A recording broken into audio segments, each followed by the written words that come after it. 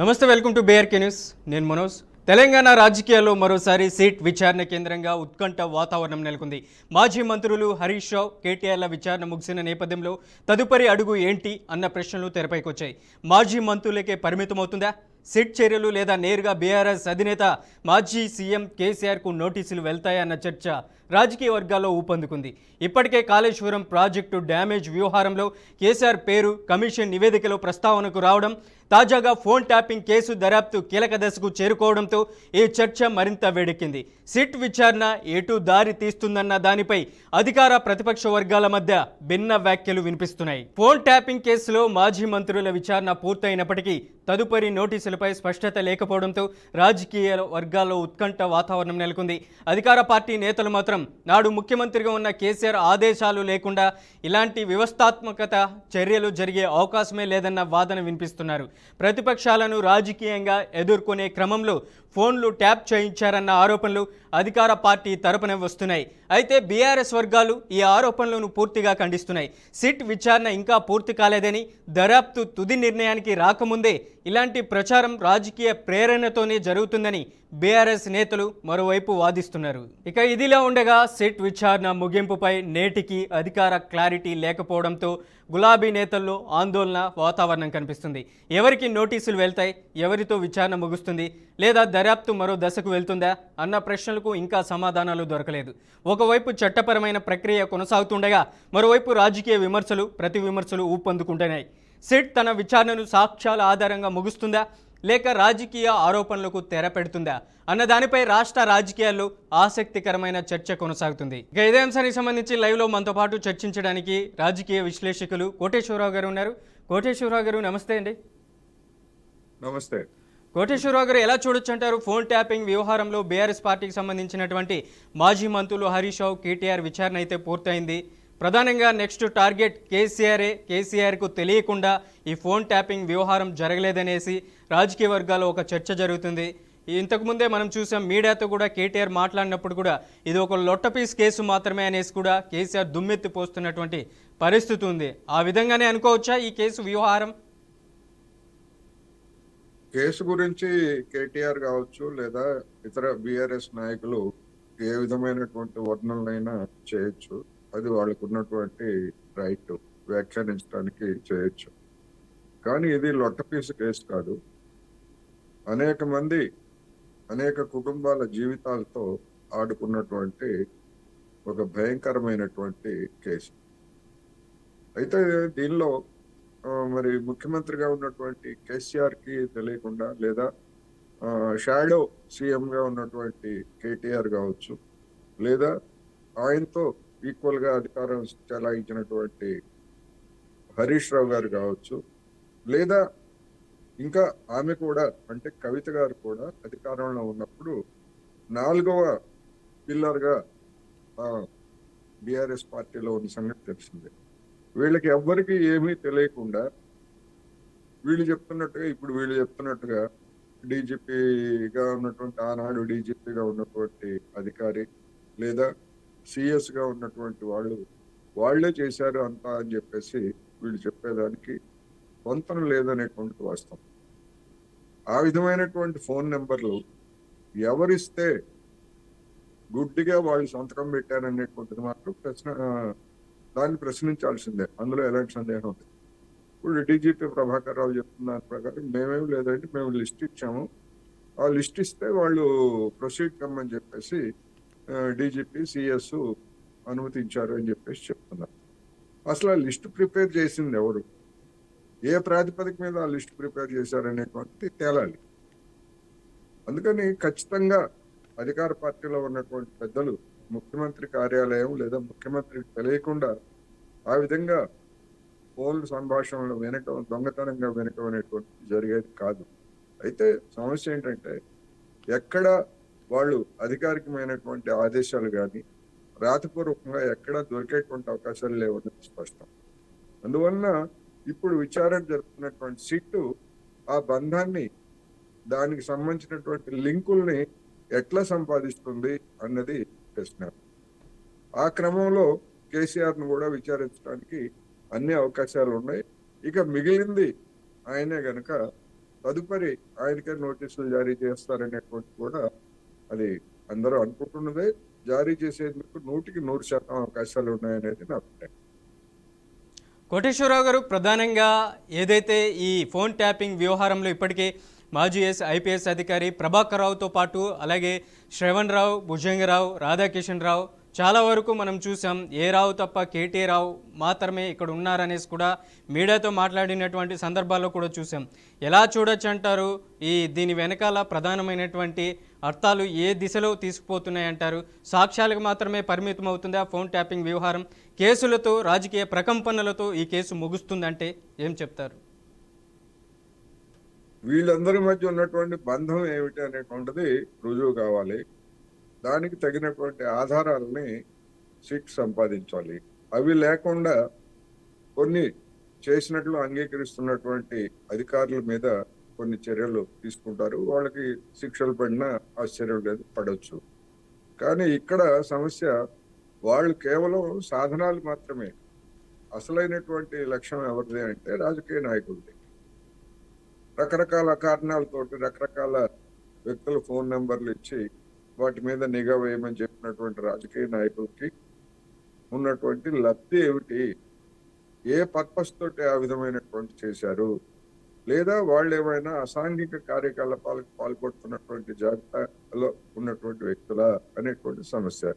ఒకవేళ నిజంగానే అలాంటి అసాంఘిక కార్యకలాపాలకు పాల్పడుతున్నటువంటి వ్యక్తులైతే అఫీషియల్ గానే వాటిని ఆ నెంబర్ల మీద నిఘా పెట్టచ్చు. కానీ అనేక మంది సినిమా తారలు లేదా అనేక మంది వ్యాపారులు ఇట్లా రకరకాల చివరికి న్యాయమూర్తుల మీద కూడా నిఘా వేశారంటే మరి వాళ్ళందరూ అవాంఛనీయ శక్తులు అని చెప్పేసి తెలంగాణ ప్రజలు అనుకోవాలి. అందుకని అనేకమైనటువంటి ప్రశ్నలు ఈ ఉదంతంలో తలెత్తాయి కనుక ఏ పర్పస్ తోటి ఏ ప్రయోజనాన్ని ఆశించి ఇది చేయించారు, దీని వెనకాల ఉన్నటువంటి రాజకీయ నాయకులు ఎవరు, వాళ్ళు ఏ విధమైనటువంటి ఆదేశాలు ఇస్తే వీళ్ళు చేశారనేది తేలాలి. కానీ ఎక్కడ ఇప్పటి వరకు జరిగినటువంటి దానిలో ఆ విషయాన్ని ఏ అధికారి కూడా చెప్పడం లేదు. సాంకేతికంగా ప్రొసీజర్ను అడ్డు పెట్టుకొని డీజీపీ సిఎస్ మీదనే కొంతమంది అధికారులు చెప్పినట్టుగా మీడియాలో వచ్చింది. అది వాళ్ళు ఏం చెప్పారు ఏమిటనేటువంటిది అఫీషియల్ గా మనకైతే తెలియదు. అందుకని అంతసేపటికి వాళ్ళ చుట్టూతో తిరుగుతా ఉంది తప్ప ఈ ఆదేశాలు మౌఖికమైనటువంటి ఆదేశాలు ఇచ్చినటువంటి రాజకీయ నాయకులు ఎవరు అనేది తేలాలి. అది తేలకపోయేట్లయితే ఈ కేసు ఏమవుతుంది, దీని భవిష్యత్తు ఏమిటనేటువంటిది ఎవరికి వాళ్ళు ఊహించుకోవాల్సింది. ఇంతవరకు పూర్తి ఛార్జ్ షీట్ దాఖలు చేయలేదు కనుక ఏమవుతుంది అనేది మనం ఇప్పుడే చెప్పలేదు. నిజంగానే ఫోన్ ట్యాపింగ్ జరిగినట్లయితే ఏదైతే 2 ఏళ్ళు కావస్తుంది, దాదాపు ఏదైతే మాజీ ఇంటెలిజెన్స్ ఐపీఎస్ అధికారి ప్రభాకర్ రావుని ఉన్నటువంటి అమెరికా నుంచి ఆయన్ని ఆంధ్ర తీసుకురావడం, అలాగే తెలంగాణకి తీసుకురావడం, ఆ వెంటనే ఏదైతే సుప్రీంకోర్టు ఆదేశాల మేరకు విచారణ చేపట్టడం, సాక్ష్య ఆధారాలు అన్నీ సేకరించడం, తదనంతరం కేటీఆర్, హరీష్ రావుని విచారించడం, ఈ పరిణామాలన్నీ చూస్తున్నాం. కానీ ఎటువంటి విధంగా దానికి సంబంధించినటువంటి ఆధారపరంగా ఏ విధంగా ప్రూఫ్ కానీ అలాగే రుజువు చేసే విధంగా మనకు కనిపించట్లేదు. వాస్తవంగా మనం చూస్తున్నాం. మరి ఇంత ఆలస్యం ఎందుకు అవుతుంది ప్రభుత్వానికి కూడా, రేవంత్ రెడ్డి అధికార పార్టీకి కూడా? నేను అనుకోవడం అధికార పార్టీకి దీంతో ఏం సంబంధం లేదు. అధికార పార్టీకి ప్రభుత్వంలో కూడా సిట్ మిగతా శాఖలతో సంబంధం లేదు. అందుకని ఆ సిట్కి తగినటువంటి ఆధారాలు కనుక దొరికింటే, అవి బలమైనవి అయి ఉంటే, ఈ పార్టీకి మనం అనుకుంటున్నటువంటి కేసీఆర్ కావచ్చు, లేదా జనం అనుకుంటున్నటువంటి మాజీ ముఖ్యమంత్రి కేసీఆర్ కావచ్చు, ఇంకా మరి కొందరిని విచారించి ఉండేవాడు. కానీ అలాంటి ఆధారాలు ఎక్కడ దొరికినట్టుగా కనిపించడం లేదు. నిజంగా దొరకలేదా, లేకపోతే దొరికినా కానీ తగినటువంటి సమయం కోసం వేచి చూసి రాజకీయ లబ్ధి పొందేందుకు ప్రభుత్వంలో ఉన్నటువంటి పెద్దలు వాటిని ఇంకా అట్లా అట్టి పెడుతున్నారా, ఇలా పరిపర విధాలుగా జనం భావించుకుంటున్నారు. అందువలన ఆ కేసుకు సంబంధించినటువంటి ఛార్జ్ షీటు దాఖలయ్యే వరకు ఇలాంటి ఊహాగానాలు సాగుతూనే ఉంటాయనేది నా అభిప్రాయం. ప్రధానంగా కేటీఆర్ కూడా మీడియాతో మాట్లాడినప్పుడు సిట్ విచారణ పూర్తయినటువంటి సందర్భంలో ఏదైతే దానికి సంబంధించినటువంటి ఫోన్ ట్యాపింగ్ వ్యవహారం జరగలేదు, నన్ను వ్యక్తిగతంగా టార్గెట్ చేశారు, హీరోయిన్లతో అంటగడుతున్నటువంటి పరిస్థితి ఉంది, నా క్యారెక్టర్ అసాసినేషన్ చేస్తున్నారంటూ కూడా డైరెక్ట్గానే సిట్ని క్వశ్చన్ చేసినటువంటి పరిస్థితిని కూడా ఆయన మీడియా ముందర ప్రస్తావించారు. ఎలా చూడొచ్చు అంటారు? నిజంగానే అధినేతకి తెలిసి ఫోన్ ట్యాపింగ్ జరిగిందంటారా కేసీఆర్కి తెలిసి, లేదంటే పూర్తిగా జరగలేదని మనం సంభావించవచ్చా? నాకు తెలిసినంత వరకు సిట్లో ఉన్నటువంటి అధికారులు కానీ లేదా సిట్ కానీ ఎక్కడ అఫీషియల్ గా కేటీఆర్ కు హీరోయిన్లతో సంబంధాలు ఉన్నాయి అనే మాట ఎక్కడ చెప్పలేదు. ఆయన చెప్పుకుంటున్నాడు, ఇట్లా నా మీద ప్రచారం చేశారు, నా వ్యక్తిత్వాన్ని దెబ్బతీశారు. సిట్ ఎక్కడ ఇంతవరకు అఫీషియల్ గా ఎక్కడ చెప్పలేదు. సోషల్ మీడియాలో రావచ్చు, లేకపోతే ఇంకా ఇతరతర రావచ్చు తప్ప తన గురించి తానే చెప్పుకున్నారు. సిట్ ఎక్కడ చెప్పింది? ఎవరినో చెప్పమనండి. సిట్లో ఉన్నటువంటి సభ్యులు ఫలానా వారు అధికారికంగా ఒక మీడియాకో లేకపోతే మొత్తం మీడియాకో కేటీఆర్ కి లేదా కొంతమంది సినిమా తారలతో ఉన్నటువంటి అక్రమ సంబంధాల గురించి చెప్పారు అని ఇంతవరకు ఎక్కడ రుజువు లేదు. కేటీఆర్ మాట్లాడుతున్నారు, ఎందుకు ఆయనకి ఉలికెందుకు? అఫీషియల్ గా చెప్పనప్పుడు ఆయన దాన్ని ప్రస్తావించి ఇట్లాంటి ప్రచారాలు చేసి నా ప్రతిష్టను దెబ్బతీస్తున్నారని చెప్పాల్సిన అవసరం ఏముంది? సోషల్ మీడియాలో అనేక ప్రచారాలు వస్తూ ఉంటాయి. వాటన్నిటిని పరిగణలోకి తీసుకొని అఫీషియల్ గా కేటీఆర్ చెప్పడంలో అర్థమేముంది? ఇది సమస్య. ఏదైతే ప్రధానంగా ఈ ఫోన్ ట్యాపింగ్ వ్యవహారం కూడా కార్తీక దీపం సీరియల్ తరహాని తలపిస్తుందనేసి కూడా కేటీఆర్ చెప్పుకొస్తున్నటువంటి పరిస్థితి ఉంది. వాళ్ళకి అవసరమైనప్పుడే సిట్ని తెర మీదకి తెచ్చుకున్నారు, రాజకీయంగా వాడుకోవడానికే ఈ సిట్ని ఉపయోగిస్తున్నారు. రేవంత్ రెడ్డి ప్రభుత్వంలో సిట్ అంటే సిట్, స్టాండ్ అంటే స్టాండ్ అన్న విధంగా సిట్ నడుస్తుందని కూడా పెద్ద ఎత్తున సిట్ మీదనే ఆరోపణలు చేసినటువంటి పరిస్థితి ఉంది. ఎలా చూడొచ్చు అంటారు ఈ ఆరోపణలన్నింటినీ? ఇలాంటి ఆరోపణలు సహజం. ఎందుకంటే ఆరోపణలు గురైనటువంటి వాళ్ళ నోటి నుంచి ఇంతకంటే భిన్నమైనటువంటి పదజాలం ఎలా వస్తుంది? ఎవరైనా సరే, ఏ కేసులో ఉన్నటువంటి వాళ్ళైనా సరే ఇదే విధమైనటువంటి మాటలు మాట్లాడతారు. ఇప్పుడు పక్కనే ఉన్నటువంటి ఆంధ్రప్రదేశ్ లో ఉన్నటువంటి జగన్మోహన్ రెడ్డి గారు ఆయన మీద దాఖలైనటువంటి కేసుల్లో జైలుకు కూడా వెళ్ళొచ్చారు దాదాపు 1.5 ఏళ్ల పాటు. ఆయన కూడా ఇదే చెప్తున్నారు, ఎందుకంటే కేసులు రుజువు కాలేదు కనుక ఈ విధమైనటువంటి భాషని మాట్లాడుతున్నారు. అందుకని ఎవరైనా అదే చేస్తారు. అది బీఆర్ఎస్ అయినా లేకపోతే మరొకళ్ళైనా అవి ఒక నిర్ధారణ అయ్యేంత వరకు అదే విధంగా మాట్లాడతారు. ఏదైతే హరీష్ రావు కూడా సిట్ విచారణ పూర్తయినటువంటి సందర్భంలో మాట్లాడారు. ప్రధానంగా ఏదైతే ఈ ప్రభుత్వానికి తొత్తులుగా మారారు పోలీస్ డిపార్ట్మెంట్ కూడా, రిటైర్డ్ అయిన ఇక కొద్ది రోజుల్లో రిటైర్డ్ కాబోతున్నటువంటి పోలీస్ అధికారులను ముందర పెట్టుకొని సిట్లో వాళ్ళని సభ్యులుగా చేర్చి వాళ్ళ ద్వారా మమ్మల్ని విచారిస్తున్నారు. వాళ్ళు త్వరలోనే రిటైర్డ్ అయ్యేటువంటి అవకాశాలు కూడా ఉన్నాయి. ఒకవేళ మా ప్రభుత్వం వచ్చిన వెంటనే ఖచ్చితంగా ఎక్కడ ఉన్నా కూడా సప్త సముద్రాలు దాటి ఉన్నా కూడా పట్టుకొని వచ్చి విచారిస్తామంటూ కూడా హరీష్ రావు కూడా ఆరోపణలు చేస్తున్నారు. ఏం చెప్తారు? ఆంధ్రప్రదేశ్ లో మాజీ ముఖ్యమంత్రి జగన్మోహన్ రెడ్డి గారు కూడా చేసినటువంటి బెదిరింపులు ఇవే కదా. మా మీద కేసులు పెట్టినటువంటి వాళ్ళని మేము వదలం, మేము అధికారానికి వచ్చిన తర్వాత వాళ్ళు సర్వీస్ లో ఉన్నా లేకపోతే రిటైర్ అయినా కానీ మేము వాళ్ళ సంగతి చూస్తామని చెప్పారు. అందుకని మరి హరీష్ రావు గారు కూడా అదే విధమైనటువంటి పంథాన్ని ఎంచుకున్నారు, అదే బాటలో నడుస్తున్నారు. కోటేశ్వరరావు గారు, ప్రధానంగా ఈ గవర్నమెంట్ కాంగ్రెస్ ప్రభుత్వం వచ్చినటువంటి నాటి నుంచి 2 ఏళ్ళు కావస్తుంది. దాదాపు ఫస్ట్ కాళేశ్వరం ప్రాజెక్టులో పెద్ద ఎత్తున అవినీతి జరిగింది, ఆ తర్వాత గొర్రెల స్కామ్ అన్నారు, ఏదైతే ఈ కార్ రేసింగ్ అన్నారు, తర్వాత ఫోన్ ట్యాపింగ్ వ్యవహారం, మొత్తం అన్నికి సంబంధించినటువంటి ఏ అంశాలు అయితే అవినీతికి పాల్పడ్డారు 10 ఏళ్ల బీఆర్ఎస్ ప్రభుత్వంలో ప్రతిదీ విచారణకు మాత్రమే పరిమితం చేస్తున్నారు. కానీ సిట్ అరెస్ట్ చేసినటువంటి దాఖలాలు కనిపించట్లేదు. అందుకే సరైనటువంటి ఆధారాలు ప్రభుత్వం దగ్గర లేవు అనేసి కూడా ప్రధానంగా బీఆర్ఎస్ పెద్ద ఎత్తున ఆరోపణలు చేస్తూ వస్తుంది. మనం చూసాం, తాజాగా మాజీ పోలీస్ ఐపీఎస్ అధికారి ఆర్ఎస్ ప్రవీణ్ కుమార్ కూడా ఆరోపణలు చేశారు.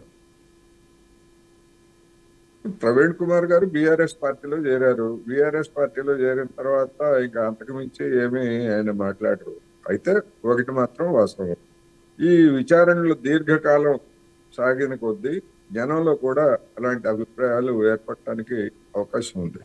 అందువలన విచారించడమే కాదు, ఆ విచారణలు సకాలంలో పూర్తి కావాలి. సకాలంలో పూర్తయి నిందితుల్ని బోనెక్కించాల్సినటువంటి బాధ్యత రాష్ట్ర ప్రభుత్వం మీద ఉన్నది. లేకపోయేట్లయితే ఇదే విధమైనటువంటి ఎదురుదాడులకి ఆరోపణలకు గురైనటువంటి వారు పాల్పడతారు. అందుకని అది అధికార పార్టీకి ఖచ్చితంగా నష్టం కలిగించేటువంటి అంశమే. అందుకని ఆ విషయాన్ని మరి అధికార పార్టీకి తెలియకుండా ఉంటుందా? లేకపోయేట్లయితే సరిగ్గా విచారణల పేరుతోటి కాలయాపన చేసి ఎన్నికలకు ముందు ఛార్జ్ షీట్లు పెట్టి వాళ్ళని బోనెక్కించి ప్రచారం కోసం దాన్ని వినియోగించుకుంటారా? మరి అధికార పార్టీ వ్యూహం ఏమిటి అనేటువంటిది మనం రాబోయే రోజుల్లో చూడాలి. ఒకటి, కాళేశ్వరం అయితే తమ చేతుల్లో లేకుండా, తమ చేతికి మట్టకుండా రాష్ట్ర ప్రభుత్వం సిబిఐ దర్యాప్తుని కోరింది. మరి సిబిఐ మరి ఇంతకాలం ఎంత, అది మా పరిధిలో లేదనో లేదా మా వల్ల కాదనో మేము దాన్ని చేపట్టలేమనో ఏదో ఒకటి తిరస్కరించడమో ఆమోదించడమో లేకపోతే ఏదన్నా రాష్ట్ర ప్రభుత్వాన్ని వివరణ కోరటమో ఏదో ఒకటి చేయాలి కదా. ఏమీ చేయకుండా ఆ విధంగా మరి మౌనంగా సిబిఐ ఎందుకున్నది అనేటువంటి ప్రశ్న. అందుకని సిబిఐ ఎంతకాలం మౌనంగా ఉంటే అంతకాలం వరకు బీఆర్ఎస్ పార్టీ బీజేపీ మధ్య ఉన్నటువంటి బంధం కారణంగానే సిబిఐ మౌనంగా ఉందని చెప్పేసి కాంగ్రెస్ పార్టీ ఎదురుదాడి చేస్తాం. అందుకని ఎవరి వ్యూహాల ప్రకారం వాళ్ళు ఇవాళ రాష్ట్రంలో జరుగుతున్నటువంటి పరిణామాల మీద రాజకీయ పరమైనటువంటి దాడులు, ప్రతి దాడులు సాగిస్తున్నారు, జనాన్ని కన్ఫ్యూజ్ చేస్తున్నారు. ఇట్లాగా కనుక సాగేట్లయితే జనంలో ఈ విషయాలన్నీ కూడా మర్చిపోయేటువంటి అవకాశం కూడా ఉందనేది నేను. ప్రధానంగా హరీష్ రావు కూడా ఏదైతే కాంగ్రెస్ ప్రభుత్వంలో ఉన్నటువంటి సింగరేణి బొగ్గులో పెద్ద ఎత్తున అవినీతికి పాల్పడుతున్నారు, అక్కడ పెద్ద కుంభకోణం ఉంది, నైని బొగ్గు కుంభకోణం పెద్ద స్కామ్ జరిగింది, సోలార్ స్కామ్ జరిగింది సింగరేణిలో అన్నటువంటి అంశాలని పైకి లేవనెత్తినప్పుడే ఈ సిట్ విచారణకి పిలిచిందనేసి కూడా హరీష్ రావు చెప్పుకొస్తున్నారు. మరి ఇటువంటి పరిస్థితుల్లో నిజంగానే గత 10 ఏళ్ల బీఆర్ఎస్ ప్రభుత్వ హయాంలో ఫోన్ ట్యాపింగ్ వ్యవహారం జరిగితే మరి ఇది బొగ్గు కుంభకోణం తెర మీదకి తీసుకురాకముందే తప్పు జరిగినట్లయితే ఇది ఏ సమయంలోనైనా విచారణకి ఆదేశించవచ్చు కదా. ఖచ్చితంగా ఇప్పుడు బీఆర్ఎస్ హయాంలో జరిగినటువంటి టెండర్ల ప్రక్రియ ఏమిటి, లేదా కాంగ్రెస్ ప్రభుత్వ హయాంలో జరిగినటువంటి టెండర్ల ప్రక్రియ ఏమిటి అనేటువంటిది అవసరమైతే కేసులు దాఖలు చేయొచ్చు. బీఆర్ఎస్ పార్టీ కానీ లేదా వ్యక్తిగతంగా హరీష్ రావు గారు కానీ, ఇదిగో ఈ అక్రమాలు జరిగాయి, ఈ అక్రమాలకి ఈ ఆధారాలు ఇవి, ఇప్పుడు ఏవైతే మేము మా దగ్గర ఆధారాలు ఉన్నాయి మేము బయట పెట్టాము అందుకనే మాకు నోటీసులు ఇచ్చారని చెప్పేసి చెప్తున్నారు. ఆ ఆధారాలు లేదా ఆరోపణలు సరైనవి అయితే కోర్టులకు ఎక్కొచ్చు, కోర్టులకి కేసు దాఖలు చేయమనండి. ఇక్కడ అసలైనటువంటి పాత్రధారి కేంద్ర ప్రభుత్వం. కేంద్ర ప్రభుత్వం దీని గురించి ఎందుకని ఇప్పటి వరకు ఏదో ఒక కమిటీని వేసి అసలు ఈ సైట్ విజిట్ సర్టిఫికెట్ అంశం ఎందుకు వచ్చింది, ఎట్లా వచ్చింది అని విచారణ చేస్తున్నారు. మరి అది విచారణ చేసి అది ఏం తెలుస్తుంది, అది ఎప్పుడు వచ్చింది? కాంగ్రెస్ వాళ్ళు ఏం చెప్తున్నారు, ఈ సైట్ విజిట్ అనేటువంటిది బీఆర్ఎస్ హయాంలోనే అది అమల్లోకి వచ్చింది, వాళ్ళు జారీ చేసినటువంటి ఆదేశాలు ఆనాడు నిర్ణయం ప్రకారమే జరిగిందని చెప్పేసి వాళ్ళు చెప్తున్నారు. అందుకని ఇవన్నీ కూడా ఎవరు నిర్ధారించాలి, ఎవరు చెప్పేది నిజం అనేటువంటిది. అందుకని ఖచ్చితంగా ఇప్పుడు కేంద్ర ప్రభుత్వం వేసినటువంటి 2 సభ్యుల విచారణ కమిటీ, దానికి పేరు ఏదన్నా పెట్టవచ్చు, ఆ కమిటీ నివేదిక ఏమి నివేదిక ఇస్తుంది, అసలు దీని వెనకాల ఉన్నటువంటి కథ ఏమిటి అనేటువంటిది తేలాలి. అది తేలకుండా దాగుడు మూతలాడుతూ వాళ్ళ మీద వీళ్ళు, వీళ్ళ మీద వాళ్ళు, ఆ సృజన్ రెడ్డి అనేటువంటి వ్యక్తి రేవంత్ రెడ్డి గారికి బంధువు అనే ఒకవైపు చెప్తారు. కాంగ్రెస్ వాళ్ళు ఏం చెప్తున్నారు, రేవంత్ రెడ్డి గారికి బంధువు కాదు, మీ బీఆర్ఎస్ మాజీ ఎమ్మెల్యే కందాల ఉపేందర్ రెడ్డికి స్వయాన అల్లుడు, ఆ కంపెనీ ఆయన కూతురు పేరుతోనే ఉందని చెప్పేసి వాళ్ళు చెప్తున్నారు. బంధువు కావచ్చు, దూర బంధుత్వం ఉండొచ్చు, ఉపేందర్ రెడ్డి గారికి అల్లుడు కూతురు కావచ్చు, ఇవన్నీ వాస్తవాలే. అందుకని విచారణ జరిపి తేల్చాలి కదా, కేసు పెట్టాలి కదా, కేసు దాఖలు చేయాలి కదా. ఎవరు అక్రమాలకు పాల్పడ్డారు, అక్రమంగా ఎవరు పొందారు ఏమిటనేటువంటి చెప్పాలి. బీఆర్ఎస్ కి బాధ్యత ఉంది, ప్రభుత్వానికి బాధ్యత ఉంది, కేంద్ర ప్రభుత్వానికి కూడా బాధ్యత ఉంది. కానీ ఈ ముగ్గురు కూడా ఒకళ్ళ మీద ఒకళ్ళు ఆరోపణలు చేసుకోవడం తప్ప అసలు విషయాల్ని బయట పెట్టడానికి సిద్ధంగా లేనట్టుగా కనిపిస్తా ఉంది ఇప్పటి వరకు జరిగినటువంటి పరిణామాలను బట్టి. ఫైనల్గా కేసీఆర్కే ఈ ఫోన్ ట్యాపింగ్ వ్యవహారంలో సిట్ నోటీసులు అందజేస్తే రాష్ట్ర రాజకీయాల్లో ఏ విధమైనటువంటి రాజకీయాలు పులుముకునేటువంటి అవకాశం ఉందంటారు కోటేశ్వరరావు గారు? ఏ విధమైనటువంటి పరిణామాలు జరగవు. గతంలో కాళేశ్వరం విషయంలో ఇట్లాగే కేసీఆర్ కి నోటీసులు ఇస్తే ఇంకేముంది, రాష్ట్రం బగ్గుమంటుంది, అది జరుగుతుంది ఇది జరుగుతుంది అని చెప్పేసి పెద్ద ఎత్తున హడావుడి చేశారు. ఏమైంది? ఏం కాలేదు. అదే విధంగా ఇక ముందు కేసీఆర్ రంగంలోకి వస్తారు అని చెప్పేసి కొద్ది రోజుల క్రితం ప్రెస్ కాన్ఫరెన్స్ పెట్టి హడావుడి చేశారు. అది లేదు. ఇప్పుడు కూడా అంతే. సిట్ విచారణకు పిలుస్తుంది, చట్టబద్ధమైనటువంటి నోటీస్ ఇస్తుంది. ఆ నోటీస్ ప్రకారం ఆయన వస్తారు, హడావుడి చేసి వస్తారు. సిట్ వాళ్ళు ఏదో అడుగుతారు, ఆయన చెప్పాల్సింది చెప్తారు, అయిపోతుంది. అంతకు మించి రాష్ట్రంలో జరిగేటువంటి పరిణామాలు లేకపోతే బద్దలయ్యేటువంటి పరిస్థితి అలాంటిది ఏమీ ఉండదు అనేది నా అభిప్రాయం. రైట్ కోటేశ్వరరావు గారు, ప్రధానంగా ఫోన్ ట్యాపింగ్ వ్యవహారానికి సంబంధించినటువంటి అంశాన్ని లైవ్లోకి వచ్చి విశ్లేషణ అందించినందుకు ధన్యవాదాలు. Thank you so much. Phone tapping వ్యవహారంలో ఇప్పటికే బీఆర్ఎస్కి సంబంధించినటువంటి ఎవరైతే మాజీ మంత్రులు హరీష్ రావు అలాగే కేటీఆర్కు సిట్ నోటీసులు అందజేసింది. విచారణ కూడా పూర్తయింది. ప్రధానంగా రాజకీయాల కంటే ముందుగా అధికారులని ఫోన్ ట్యాపింగ్ వ్యవహారంలో విచారించింది. ప్రధానంగా మాజీ ఇంటెలిజెన్స్ చీఫ్ ఐపీఎస్ ప్రభాకర్ రావుని, అమెరికాలో ఉన్నటువంటి ప్రభాకర్ రావుని తెలంగాణకు తీసుకొని వచ్చి ప్రభుత్వ హయాంలో 10 ఏళ్ల బీఆర్ఎస్ ప్రభుత్వ హయాంలో కీలకంగా ఉన్నటువంటి ఐపీఎస్ అధికారి ప్రభాకర్ రావును విచారించారు. ప్రధానంగా సాక్ష్యాలు సేకరించిన వెనువెంటనే మాజీ మంత్రులను కూడా విచారించారు. మరొక వైపు కేసీఆర్ని విచారించాలి, సిట్ త్వరలోనే నోటీసులు అందజేస్తుందంటూ కూడా రాజకీయ వర్గాలు పుకార్లు షికార్లు చేస్తున్నటువంటి పరిస్థితి ఉంది. మొత్తానికి ఈ ఫోన్ ట్యాపింగ్ వ్యవహారంలో ఇప్పటికే మాజీ ఐపీఎస్ అధికారి ప్రభాకర్ రావు అలాగే భుజంగరావు, శ్రవణ్ రావు, రాధాకిషన్ రావుతో పాటు మిగతా ఉన్నటువంటి కీలకమైనటువంటి సేఈలు అలాగే అక్కడ ఉన్నటువంటి డిఎస్పీలను కూడా విచారించినటువంటి పరిస్థితి అయితే ఉంది. మొత్తానికి ఈ ఫోన్ ట్యాపింగ్ వ్యవహారమే జరిగి ఉంటే ఏదైతే వ్యాపారస్తులకి అలాగే సినీ వర్గాలకు సంబంధించినటువంటి అలాగే సొంత బీఆర్ఎస్ పార్టీలో ఉన్నటువంటి ఎమ్మెల్యేల ఫోన్ ట్యాపింగ్ వ్యవహారం అలాగే గత ఉన్నటువంటి ప్రతిపక్ష నాయకుల ఫోన్ ట్యాపింగ్ కూడా జరిగినట్లయితే ఆధారాలన్నీ బయటికి వస్తే మొత్తానికి సిట్ విచారణ కేటీఆర్కి సిట్ నోటీసులు అందజేస్తుందా, విచారణకి ఆదేశిస్తుందా? మొత్తానికి ఈ వ్యవహారంలో బీఆర్ఎస్ పాత్ర ఉందని తేలితే రాష్ట్ర రాజకీయాల్ని తలమునుకలు చేసేటువంటి అవకాశం ఉంటుంది. మొత్తానికి ఈ ఫోన్ ట్యాపింగ్ వ్యవహారం ఎటువైపు మలుపు తిరుగుతుందో రాబోయే రోజుల్లో చూడాల్సినటువంటి పరిస్థితి అయితే స్పష్టంగా కనిపిస్తుంది. ఇది ఇవాల్టి బీఆర్కే ఇన్ డెప్త్. మరో ఇన్ డెప్త్లో మళ్ళీ కలుద్దాం. చూస్తూనే ఉండండి బీఆర్కే న్యూస్.